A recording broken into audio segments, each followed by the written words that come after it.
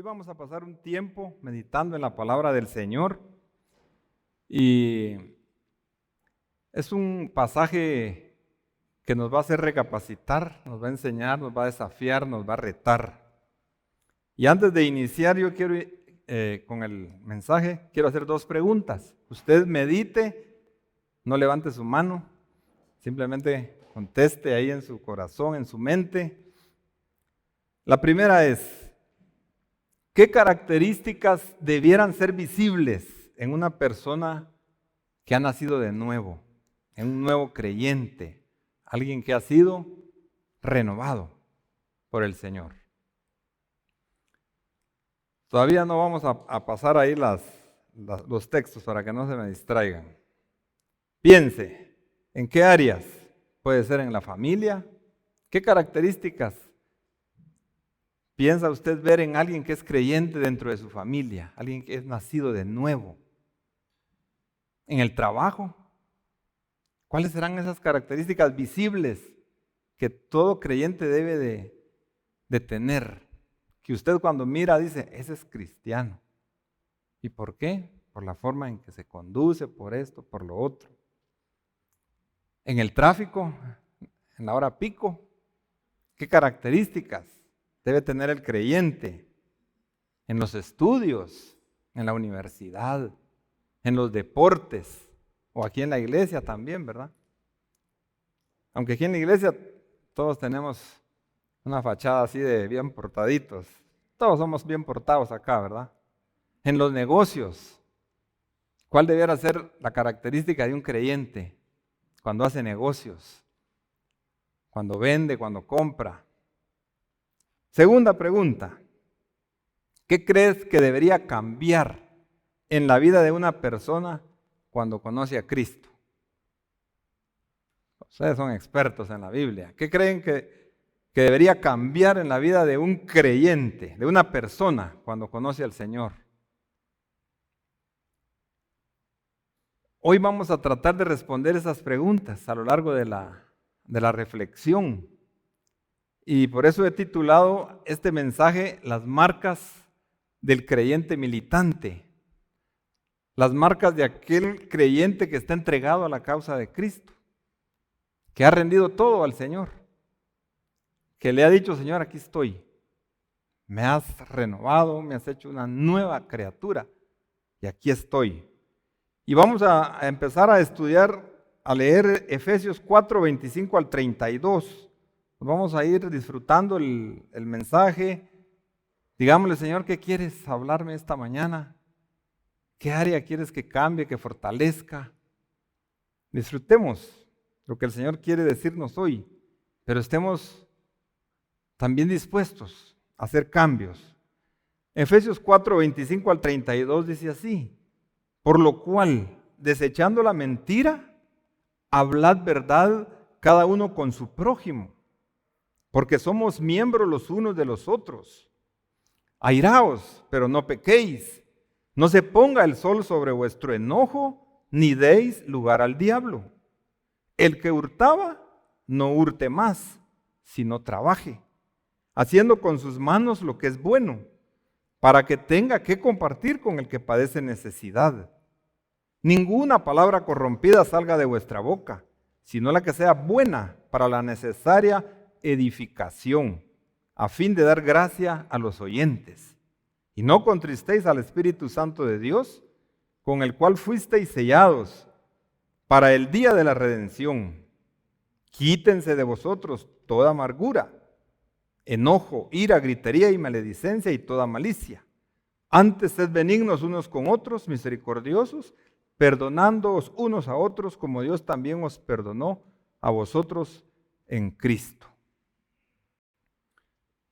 El apóstol Pablo acá nos está enseñando que la fe no es solo una creencia intelectual, no es solo acá, sino que también tiene que ser una transformación visible en la vida práctica, en el diario vivir. Porque aquí el apóstol está hablando de un contexto de relaciones interpersonales, un contexto de comunidad. Y eso es lo que somos nosotros, un cuerpo. un cuerpo, el cuerpo de Cristo, y el Señor quiere que vivamos en unidad. Si vamos al contexto inmediato anterior de ahí de Efesios, siempre en el capítulo 4, del verso 22 al 24 dice así: en cuanto a la pasada manera de vivir, despojaos del viejo hombre. Eso es lo que viene hablando el apóstol. Y que está viciado conforme a los deseos engañosos. O sea, despojémonos de ese viejo hombre que ha estado viciado conforme a los deseos engañosos. 23. Y renovaos en el espíritu de vuestra mente y vestíos del nuevo hombre, creado según Dios en la justicia y santidad de la verdad. Entonces vemos acá que el Señor nos ha hecho nuevos hombres, nuevas mujeres. No hace chapuces el Señor. Él no maquilla las paredes. Él no maquilla al ser humano. Nos hace nuevos. Entonces, por eso es que Pablo nos está enseñando que tiene que ser visible ese cambio que Él ya ha hecho en nosotros. Él ya nos transformó, nos hizo nuevos. Ahora nosotros tenemos que hacer visible esas características, y eso es lo que vamos a estudiar. Bueno, el apóstol le escribe desde la prisión a la iglesia de Éfeso, más o menos el año 60, 62, coinciden la mayoría de comentaristas, no hay mayor contradicción en eso. Él estaba preso y vemos que esta ciudad de Éfeso era una ciudad muy idólatra. Ellos hacían gala de tener el templo de la diosa Artemisa, de la diosa Diana. Y esta gente gentil en su mayoría eran idólatras y venían de un ambiente muy supersticioso. Yo no sé quiénes de ustedes vienen del catolicismo. Yo salí del catolicismo, no fui así muy férreo católico, pero sí he visto mucha superstición. Pero esta gente era supersticiosa. Por lo menos en Palín, donde yo vivo, hay mucha superstición. Dentro de la cultura Pocomán, son demasiado supersticiosos. Pero esta cultura era así. Tenían a esa diosa y idolatraban las estatuillas y chocó el evangelio cuando el apóstol llegó. Hubo un choque. Entonces era una gente que no solo era idólatra, sino que también practicaba mucho la fornicación. Era gente dada al pecado, totalmente ajenos al evangelio. Y el libro, acá vemos, Pablo visita esta ciudad al final de su segundo viaje misionero. Según Hechos 18 al 19, él visita esa ciudad por primera vez. Y en la ausencia de Pablo, él la visita con Priscila y Aquila, ¿verdad? Eran sus acompañantes en ese segundo viaje misionero, al final de su segundo viaje misionero. ¿Se recuerdan ustedes de Priscila y Aquila? Y en la ausencia de Pablo, Apolos llegó a esta ciudad y fue instruido precisamente por Aquila y Priscila, creyentes y amigos de Pablo, según Hechos 18:24. Más tarde, Timoteo fue enviado también a Éfeso. Podemos verlo en 1 Timoteo 1:3, en su casa lo pueden buscar. Y según Ireneo y otros padres de la iglesia, se afirma que el apóstol Juan vivió en Éfeso y que fue una figura importante en esta iglesia. Probablemente fue el pastor de esta iglesia. Y posteriormente el apóstol Juan envía una copia del libro de Apocalipsis a esta iglesia de Éfeso. Ya lo estudiamos, esa carta a los Efesios en Apocalipsis 1, 11 y 2 del 1 al 7. Entonces, este es el contexto. Cómo estaba la ciudad, la iglesia, y viene Pablo y escribe desde la prisión. Y su libro, esta epístola la podemos dividir en dos grandes secciones. La primera es, capítulo 1 al 3, es netamente doctrinal, nuestra posición en Cristo. Y la segunda parte, capítulos 4 al 6, es totalmente práctica, es nuestra conducta en Cristo. ¿Cómo debe comportarse el creyente en Cristo? Y eso es lo que nos compete hoy. Y precisamente enfocados a la vida práctica. Aquí del verso 25 al 32. Entonces, vamos a ver 5 maneras prácticas en que el creyente militante, alguien que ya no vive para sí mismo, sino para el Señor, y que está siendo entrenado para esa batalla espiritual, y vivimos en obediencia al Señor. Esas 5 marcas, esas 5 características, podemos poner ahí el tema. Muy bien.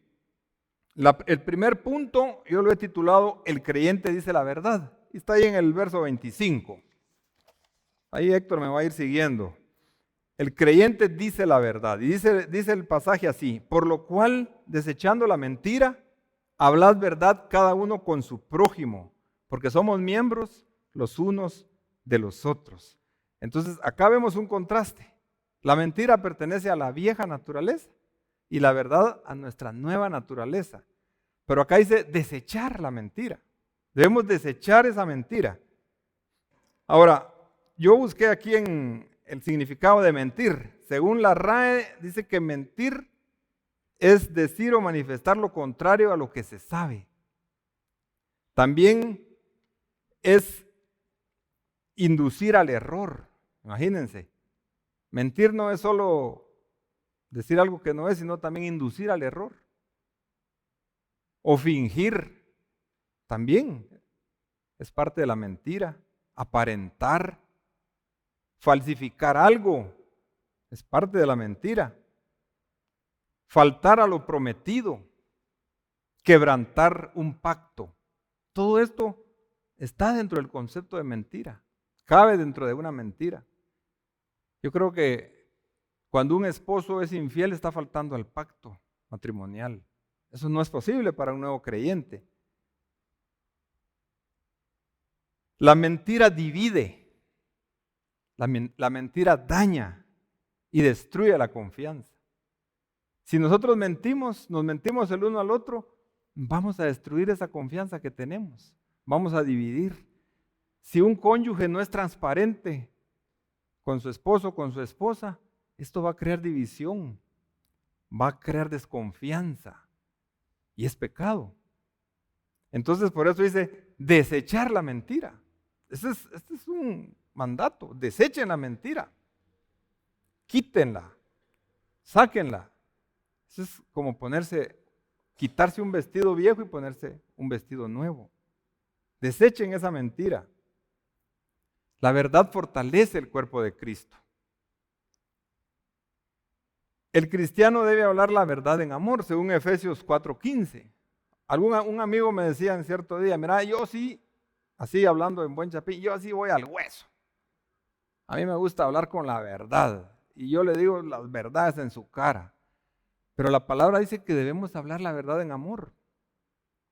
Debemos aprender a expresar lo que sentimos y decirle a aquella persona las cosas como deben ser, pero con amor. Es un punto importante que quizá yo tuve que aprenderlo también. Hablar la verdad en amor. La mentira, si es constante, si es un estilo de vida, si es sistemática, creo que hasta yo pienso cómo voy a mentir, cómo lo voy a decir, puede ser evidencia que quizás esta persona no ha nacido de nuevo. Cuando esa mentira ya es constante, y no nos arrepentimos, no nos dolemos cuando mentimos. Yo creo que todos hemos mentido más de alguna vez, pero nos duele, nos arrepentimos y dices: pero ¿por qué dije eso? ¿Verdad? No debí decir eso. Hay un dolor, pero cuando ya ese dolor ya no es ya no se siente, probablemente no hemos nacido de nuevo. Y esta mentira ha dañado, ha infestado todas las esferas de la sociedad. Si pensamos en la educación, en los centros educativos, hay mucho engaño, mucha mentira, se enseñan filosofías, se enseñan material que no es verdad, que va en contra de la palabra de Dios. Toda la educación ha estado ocupada por la mentira, porque recordemos que el padre de la mentira es Satanás. Si pensamos en el gobierno, nuestros políticos son mentirosos, mienten desde las campañas políticas hasta que salen. La mentira ha tomado el control del gobierno. Los medios de comunicación sesgan la verdad a su conveniencia, ocultan la verdad. ¿Y qué decir de las redes sociales? Yo no sé, nosotros como somos de otra generación, pues estamos un poquito más como escépticos a las redes sociales, pero los jóvenes que están al día, ustedes deben saber y no me dejarán mentir que hay mucho engaño, estafas. Hace poquito yo estaba depositando un paquete en Forza y llega un muchacho a recoger su paquete y una gorra que él había pedido y se la entregaron y abrió solo papeles, no iba la gorra. Y él se agarraba así la cabeza y casi lloraba. Yo le digo, tranquilo, ánimo, no ha pasado nada. Pero hay mucho engaño, hay mucha estafa. La religión. Hay muchos líderes religiosos que están manipulando las enseñanzas. Gracias a Dios que aquí en la iglesia no, ¿verdad? Yanín oraba por eso y me animaba a esa oración de que el Señor ha puesto líderes acá, maestros que están decididos a enseñar la verdad. En los negocios, ¿cuánta mentira y engaño hay en los negocios? No vamos a profundizar porque si no van a decir que voy así muy, muy enfocado, pero yo soy negociante, soy empresario y me doy cuenta que hay mucho engaño, mucha mentira, publicidad falsa, ¿verdad? Y cuando te enseñan algo, pero cuando ya realmente ves el producto, nada que ver. En la familia, que es otra esfera, también hay engaño. Hoy yo miro muchas mujeres jóvenes que engañan a sus esposos. Se está dando mucho el adulterio. Hombres también engañando mucho a los esposos. Como que se está volviendo una cultura de engaño y aquello que no se da cuenta y que como que es algo divertido. Eso es el engaño de Satanás. El arte y el entretenimiento también está lleno de mentiras. Entonces, estamos siendo transparentes en nuestra forma de conducirnos, en nuestra familia, en los negocios, en el trabajo, como líderes. ¿Será que nuestra palabra inspira confianza? Es un desafío. Fíjense que hablando de la religión, en Juan 8:44 el Señor Jesús le dice a los líderes religiosos judíos: vosotros sois de vuestro padre el diablo, y los deseos de vuestro padre queréis hacer. Él ha sido homicida desde el principio y no ha permanecido en la verdad porque no hay verdad en él. Cuando habla mentira, de suyo habla, porque es mentiroso y padre de mentira. Entonces desechemos la mentira y digamos la verdad. Primer punto. Segundo punto, verso 26 al 27. El creyente puede controlar el enojo y debe controlarlo. No solo puede, sino que debe controlarlo. ¿Quiénes son aquí volados de carácter? Vamos a ver. Hay bastantes. De mecha corta, decía mi hermano allá en Escuintla. Es que yo soy de mecha corta, me decía. Yo soy de Oriente, me decía otro hermano. Por eso es que yo me enojo mucho. No hay excusa. Para el creyente nacido de nuevo no hay mecha corta, no hay de que sea de Oriente o cualquier lugar. Debe controlar su enojo. Y lo debe controlar y lo puede controlar. Airaos, pero no pequéis. No se ponga el sol sobre vuestro enojo, ni deis lugar al diablo. Miren, el enojo, el único enojo justo que yo he visto es el del Señor Jesucristo. Cuando Él arremete contra los vendedores en el templo porque Él estaba celoso por la casa de su Padre. Cuando hay una injusticia, pues probablemente tenemos que sacar esa emoción, ese enojo que Dios nos ha dado, porque es algo que Dios nos dio, pero hay que saberlo controlar y usarlo para el bien. Hace algunos días yo le contaba a Ani y a mis hijas que estaba comprando yo en una ferretería.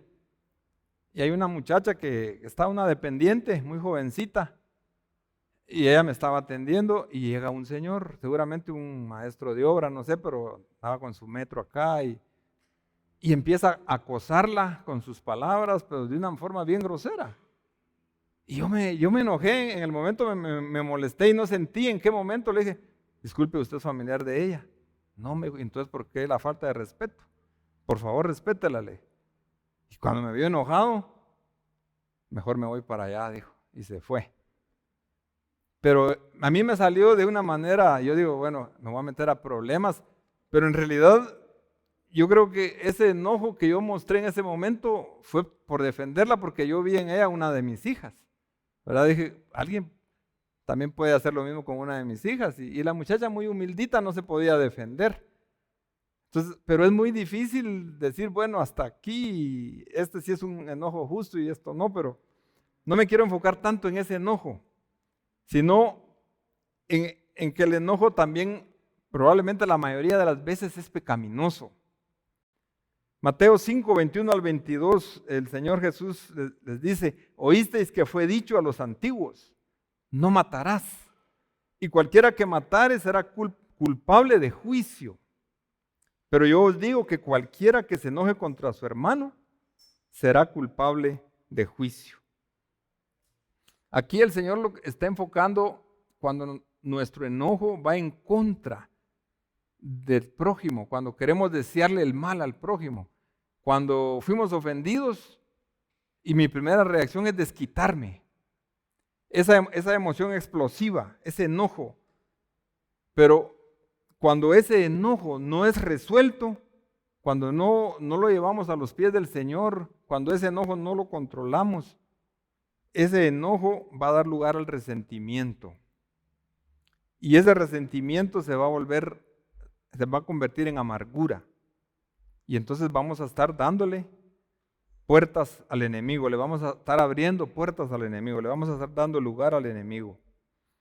Mire, Pablo establece un tiempo para que ese enojo pueda ser resuelto. Él dice, no se ponga el sol sobre vuestro enojo. Aquí pues, antes que anochezca, debemos resolver ese enojo que tenemos con nuestro cónyuge. ¿Cuántos se han ido a dormir sin resolver los enojos con su cónyuge? ¿Cuántos han pasado un día sin hablarse? 2 días, una semana. Hay personas que llevan hasta años y no pueden resolver esos conflictos, esos enojos. Aquí la urgencia del apóstol es lo antes posible. Ese es el enfoque acá. Si lo puedes hacer en el momento, hazlo. No le des rienda suelta, porque cuando nosotros tenemos un enojo acumulado, vienen pensamientos. Miren, nosotros hemos hablado con matrimonios que están enojados y la esposa dice, por estar tanto tiempo enojados, yo lo que quiero es irme de la casa. Yo ya lo quiero dejar, quiero que se vaya, porque se ha ido acumulando ese enojo, ese resentimiento, y los pensamientos empiezan a traicionarnos y le estamos dando lugar al enemigo. Entonces hay una urgencia en que resolvamos nuestros conflictos. Primera Pedro de 3 al 9 dice, no devolviendo mal por mal, ni maldición por maldición, sino por el contrario, bendiciendo, sabiendo que fuisteis llamados para que heredaseis bendición. Cuando nos enojamos, no debemos responder con brusquedad, no debemos devolver la ofensa. Debemos tener ese control que nos da el Espíritu Santo.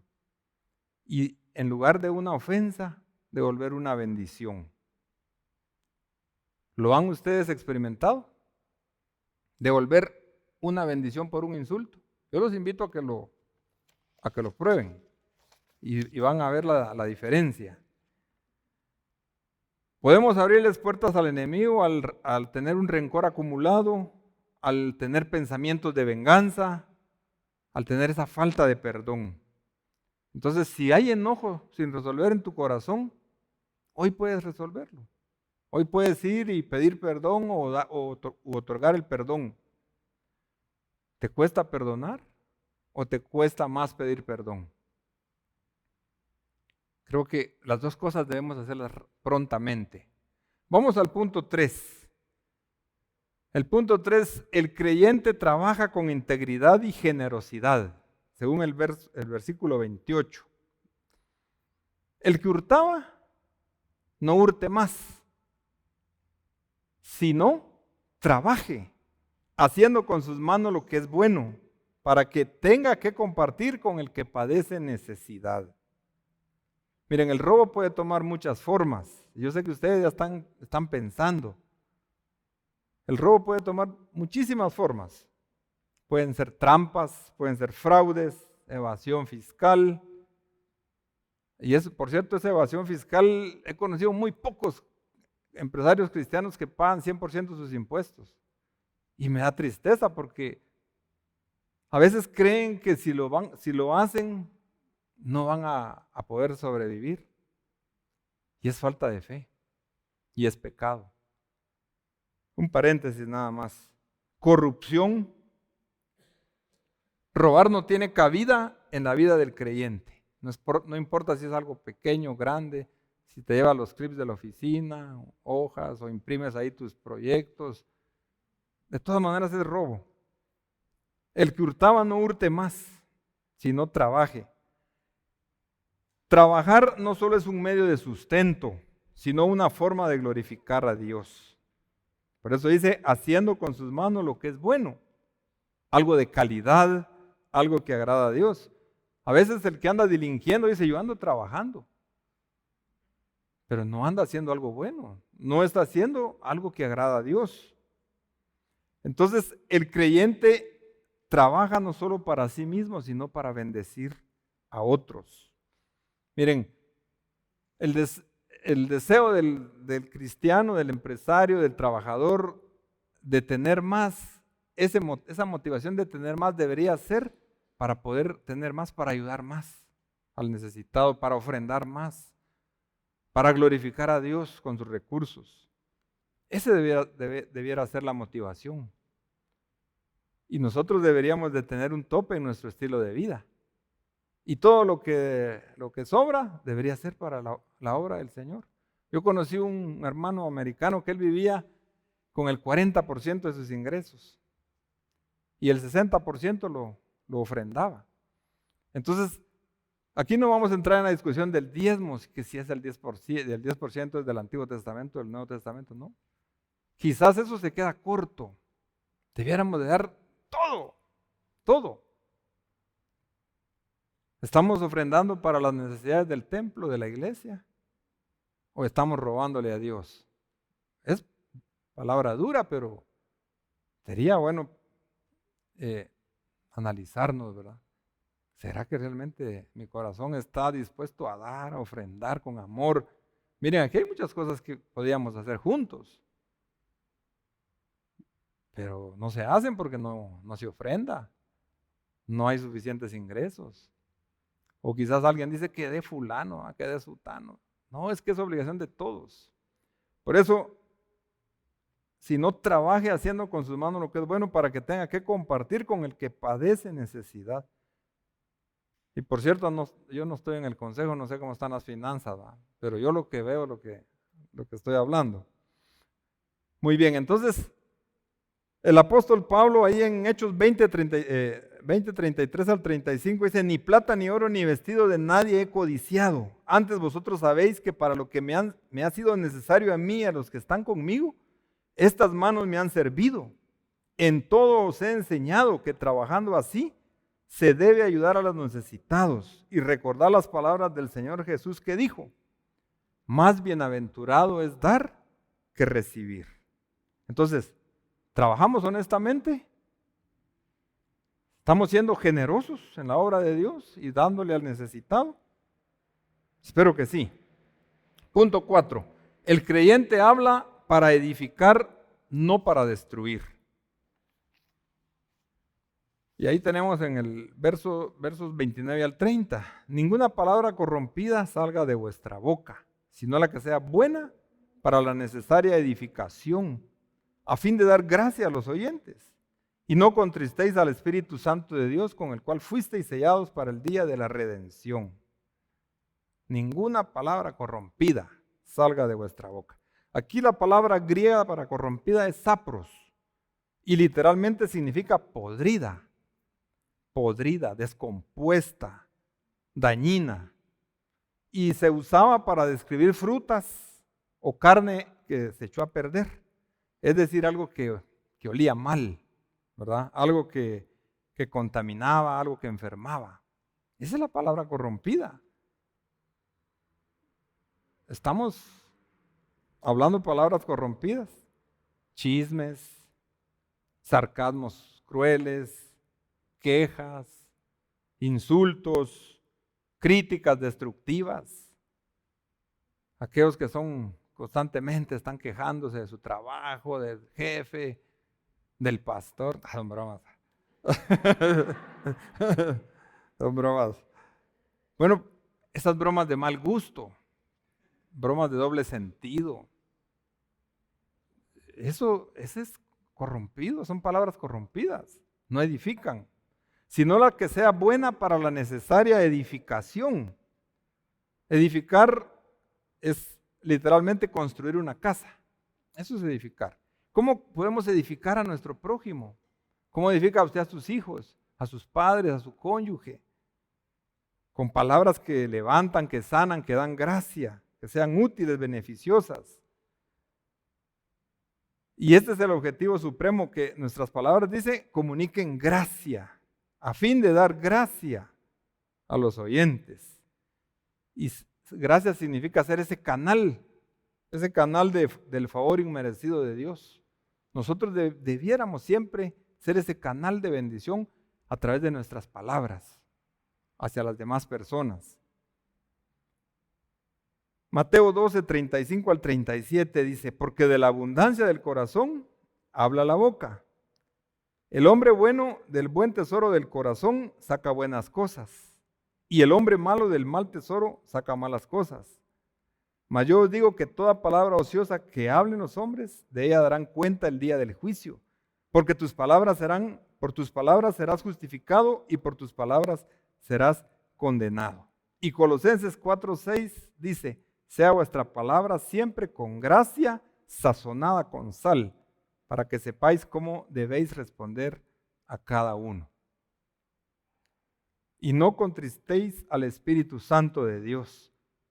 La palabra contristar es del griego lupio, que es entristecer, herir emocionalmente, causar dolor. Recordemos que el Espíritu Santo es una persona, tiene sentimientos como nosotros. Y lo podemos entristecer y podemos causar dolor con el pecado. Todo pecado entristece al Espíritu Santo. Todo pecado. Sea palabras, ya sea la ira descontrolada, el enojo. Cualquier pecado entristece al Espíritu Santo. Entonces, pregunto, ¿tus palabras son veneno o son medicina para el cuerpo de Cristo? ¿El Espíritu Santo se entristece con la manera en que tú te estás comportando? Todo pecado es doloroso para Dios, pero el pecado de nosotros, sus hijos, es aún más doloroso. Si su hijo peca, usted se va a entristecer mucho más que si ve pecar a alguien que no es su hijo. Y eso pasa con el Señor. Nuestro pecado lo entristece aún más. Vamos entonces con el quinto punto. Ahí verso 31 al 32. El creyente se despoja de todo lo que destruye y se reviste del carácter de Cristo. Es como una síntesis, como un resumen de lo que Pablo venía recomendando. Quítense de vosotros toda amargura, ira, enojo, ira, gritería y maledicencia y toda malicia. Antes bien, sed benignos unos con otros, misericordiosos, perdonándoos unos a otros como Dios también os perdonó a vosotros en Cristo. ¿Qué pecados debiesen ser arrancados? Bueno, ahí dice, quítese toda amargura. Antes, sed benignos. Quítese, eso no es una recomendación así light. No, es que es serio. Quítese toda amargura. Quítese todo enojo, toda ira. La ira aquí es similar al arrebato, ese ser explosivo, descontrolado. Es una actitud de enojo permanente. Yo no sé cuál es su tono de voz cuando usted está en casa. Si es serio, si es enojado, si cuando le contradicen levanta la voz, cuando siempre quiere hacer valer su opinión. ¿No? Quítese todo arrebato, toda ira descontrolada. Y antes bien, sea misericordioso, compasivo. Quítese toda gritería, todo tono hostil, cualquier discusión acalorada. Quítese. Y póngase esa misericordia, esa compasión, toda maledicencia, el hablar mal, el insultar, la malicia. La malicia es la intención de dañar a alguien. Debe ser quitada y en lugar de esa malicia debe de haber perdón. Como Dios también nos perdonó, dice. Literalmente significa concederse gracia mutuamente. No es perdonar cuando el otro se lo merece, porque nunca nadie se va a merecer nada. Debemos de perdonar siempre, sabiendo que el Señor nos perdonó primero, que recibimos un favor inmerecido. Y este es uno de los desafíos quizás más profundos de la vida cristiana, perdonar como Cristo nos perdonó, amar como Cristo nos amó. Y en el caso de los esposos, ese creo que es donde el Señor nos pone la barda altísima, donde Él nos dice, amad a vuestras esposas, como Cristo amó a la iglesia y se entregó a sí mismo por ella. Ahí el Señor nos la puso bien difícil, ¿verdad? Pero si Él nos puso ese mandato es porque lo podemos hacer, no en nuestras fuerzas, sino en el poder del Espíritu Santo. Solo así lo podemos. Nosotros solos no podríamos hacerlo. Incluso debemos hablar con amabilidad, aun cuando hemos sido heridos y ofendidos. Yo sé que el Señor nos va a poner pruebas para ver si pasamos el examen en estas áreas. Cuando salgamos de acá, usted tiene que empezar a practicar estas características y seguir creciendo. Como decía Yanin en su oración, Señor, quiero estar motivada, motívame para seguir creciendo. Salgamos motivados para seguir creciendo, seguir mejorando. Digámosle, Señor, yo quiero hacer una diferencia.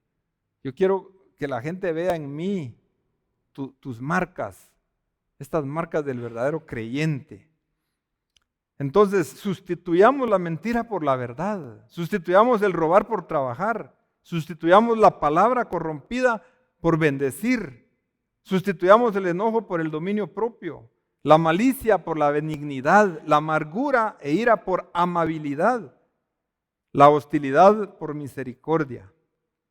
Hablemos verdad, controlemos nuestra ira, trabajemos honestamente, hablemos con edificación y perdonemos como Cristo nos ha perdonado. Cuando estas marcas estén presentes en la iglesia se verá fortalecida, su testimonio será amplificado y el Espíritu Santo se gozará en medio de la iglesia.